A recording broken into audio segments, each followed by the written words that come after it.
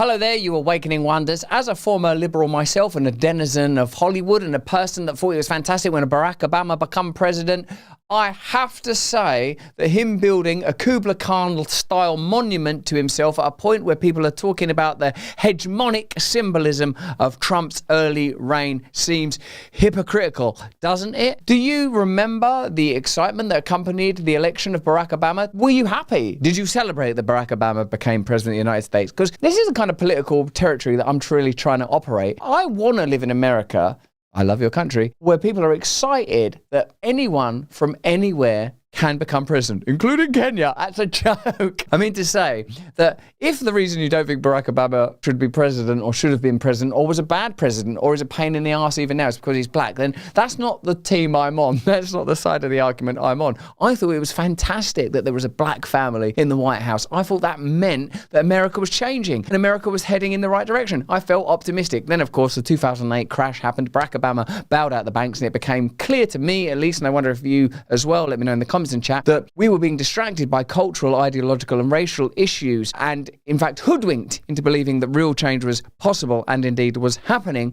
while in fact it was business as usual. And as Glenn Greenwald points out in this post, that a US president leaves office knowing he wants to raise 1.5 billion from the country's richest people and largest corporations all so he can build a gigantic monument to himself is the incestuous sleaze and noxious self-dealing that people hate about the DC swamp. And that's in response to this Obama post. When the Obama Presidential Center opens next year, it will be a hub for change. Change. Remember that? Remember? I'm friends with Shepard Fairey. I hope I'm still friends. I loved Shepard Fairey. He made this poster, this famous iconic image. But what does that image mean now? He's still using that branding. A place for people to come from all over the world to come together, get inspired and take what they learn back to their own communities. Well, is that what it really is? Or is it a kind of icon to self? Think about these great and exciting and influential political leaders of the last 20 years. Bill Clinton, Tony Blair, Barack Obama.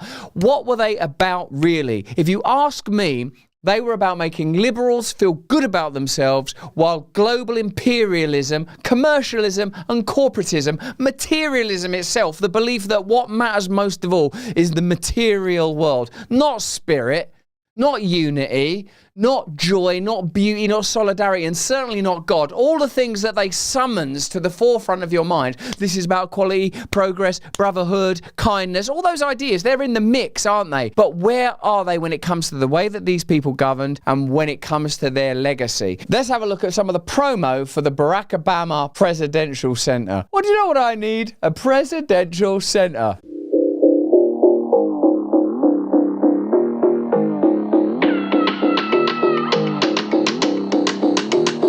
I think they showed that shot just so that we could see that person had dreads. And they're still playing the same card. They're playing the card that this looks like progress. Because it is progress that people that were brought to America in chains have ascended to positions of power. That, if you isolate it, is a good and positive thing. But when you look at it in the spectrum of what's actually happening, it's a meaningless thing. It's a distraction. And wokeism is the arse end of an ideology that attempts to distract you from reality by highlighting one positive idea. That's what progressivism itself is. Aren't we doing well? We're progressing. It's women in the workplace. Gay people can get married. Well, what's happening at the level of the spirit? Not forget just the level of the spirit. What's happening globally? Are there more people in slavery than ever before? Yes, there are. Are we tumbling face first into limitless and senseless vice? Is pornography available at the end of your hand? Are we deteriorating? Are we losing the spiritual war? Of course, any endeavour and piece of engineering, whether it's the LA aqueduct or the Hoover Dam or space, like engineering feats and building, they are generally positive experiences. And I imagine if you're involved in this, like it feels like you're doing something fantastic and worthwhile. But are you though? What are you contributing to? Is America continuing in ascendancy, fulfilling the ingenuity of the Constitution, or is America in degeneration and deterioration? Is America getting better, or is America degenerating? Obviously, it's being built in Chicago. Barack Obama's from Chicago, Hawaii, Kenya, whatever. No, I don't care. I don't care, honestly. I was into it. I'm into the idea that people can create glorious new monoliths like the Tower of Babel. Let's have a look what the people of Chicago think, though. Set to be open in April 2026, the Obama Presidential Center has garnered sharp criticism from Alderwoman Jeanette Taylor. She has lambasted the project over concerns that it's going to lead to gentrification of the neighborhood, pointing out that Chicago did not sign a community benefits agreement. A CBA is a legal contract which developers sign to ensure that a building project will protect affordable housing, the environment, and lead to local hiring. It can't even succeed in accordance with the ideology that it purports to be a part of. Do you note that? Like, the success of Obama is meant to be iconic of these types of ideas, but it can't even fulfill that. We're going to see the rents go higher and we're going to see families displaced, Taylor told the Daily Mail. Every time a large development comes to the community, they displace the very people they say they want to improve it for. Already, one resident, Kayana Butler, who's involved in at least 3 groups lobbying for more protections for the area as a result of the Obama Foundation, has said rent prices are already rising. So what did Barack Obama represent? Well, let's have a look. Obama prosecuted more journalists using the Espionage Act than all the presidents before him combined. He arrested, jailed and tortured Chelsea Manning for revealing war crimes. Remember that? In the Julian Assange era. He repealed the Smith-Mundt Act, which now allows the CIA, FBI to directly propagandize American citizens and infiltrate unions, NGOs, school boards and organizations of any kind. He deported 3 million Hispanics and built the cages Democrats protested against under Trump. Do you see that people that believe in Barack Obama believe in an illusion? I know, because I was one of them. That's what's fascinating, is that Barack Obama is still out there acting like these facts aren't available anymore. And that's the problem. People that loathe Trump for the ICE raids and the deportations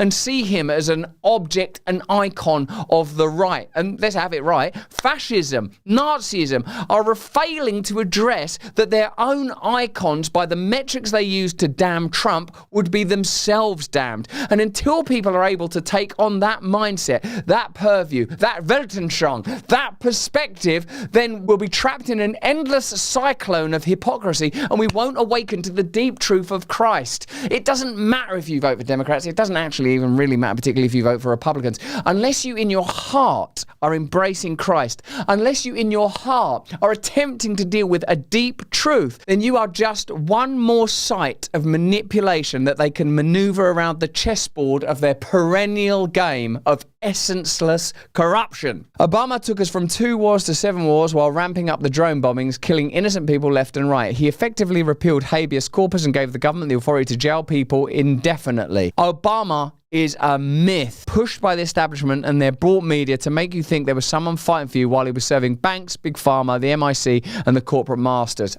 Excellent analysis from Jimmy Dore there. When Barack Obama spoke at Stanford University talking about the need for more censorship because of misinformation and malinformation, I realized that Barack Obama, like Tony Blair, like Yuval Noah Harari, is a convenient tool and pole to convey information that's useful to true power. In this instance, Barack Obama passionately conveys his belief that we need to be able to censor and control people. Who does he mean? He means people like me. He means people like you. Barack Obama here advocates for centralized control of information. What we should be advocating for is decentralization when it comes to currency and when it comes to information. Of course, there is the possibility that independent media of this type could lead to misinformation. If I sort of say, oh, you can treat yourself against COVID by eating dandelions and putting a condom on your head, that's wrong and hopeless, and hopefully you won't do it. But the fact that independent media voices are sometimes wrong, whether you're referring to David Icke or Alex Jones or Joe Rogan or whatever prominent online voices you might care to list, the idea that those voices should be censored indicates that there is a central authority that you can rely on. And Barack Obama is a representative of that central authority that you can rely on. What this post from Jimmy Dore points out, and what I would like to reiterate, is that the very forces and sources and resources that Barack Obama advocates for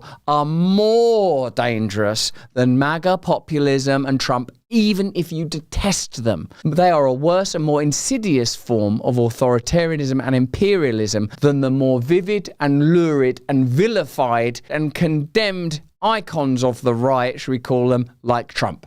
Understand, it's not necessary for people to believe disinformation in order to weaken democratic institutions. You just have to flood a country's public square with enough Raw sewage. You just have to raise enough questions, spread enough dirt, plant enough conspiracy theorizing that citizens no longer know what to believe. That's really interesting. And I remember commenting at the time that equating independent media with raw sewage is a brilliant piece of rhetoric. And the claim that ongoing conversation means that centralized institutions of media can no longer control the debate is true. But that's not a problem. That's an advantage, because you shouldn't trust them when they're perpetuating war.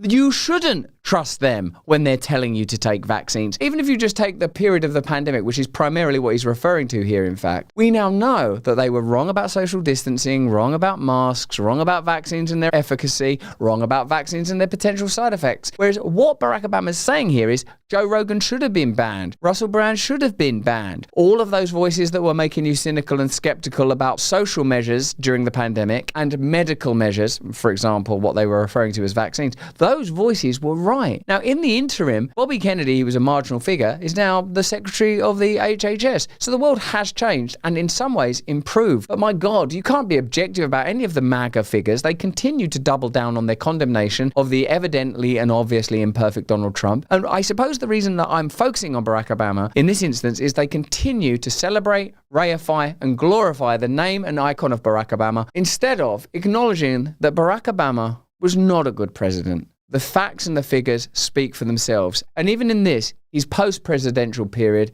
he continues to focus not on meaningful social endeavors, although, gosh, I find it hard to identify what that could possibly be, but rather grandiose personal projects like monoliths to celebrate his own personal glory. Have you ever heard him come out and say, 2008 was a mistake, we shouldn't have bailed out the banks? Have you ever heard him say, the pandemic period revealed how little we can trust media, how little we can trust Big Pharma? Have you ever heard him say anything like that? You haven't, and you never will, because Barack Obama is one of the key poles, along with Tony Blair, Bill Gates, George Soros, that ensures that liberalism and the left remain in the thrall and capture of global imperial interests. Once they lose trust in their leaders, in mainstream media, in political institutions, in each other, in the possibility of truth, the game's won.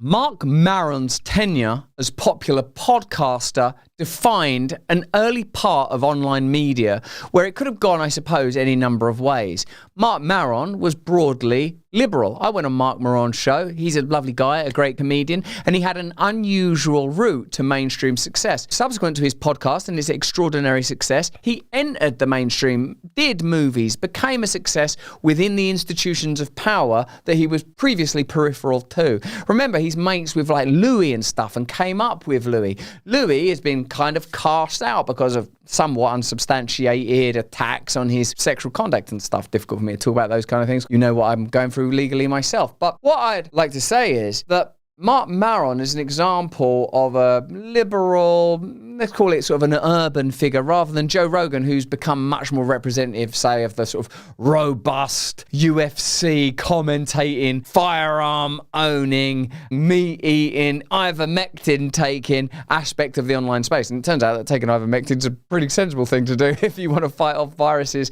bacteria, and maybe even cancer. Who knows? We'll get into that on another occasion. But Mark Maron's interviews of Barack Obama kind of tent-poled his tenure and success. When he first went on, that was really interesting and impacted me personally. Have a look at this clip of me interviewing the then leader of the Labour Party, Ed Miliband, who now works in the government again under our current Prime Minister, Keir Starmer. Have a look at this quick clip. For me, and for a lot of people that don't vote, that's where that frustration emanates from. It certainly isn't apathy, Ed. It's a sense of, what's the point? Progress comes through people demanding change, Yes. politics responding, not all the way, and people pushing for that change to carry on. But without the politics, without government, the change doesn't happen. Ed Miliband did that interview with me because independent media at that time was on the ascent and rise, and politicians in the UK were beginning to recognise that they had to collaborate with online media pundits like me, and there weren't really many in the UK at that time. It wasn't long after that a spate of headlines began to appear condemning me as a conspiracy theorist, right-wing, UK's Joe Rogan, and then, of course, in September 23,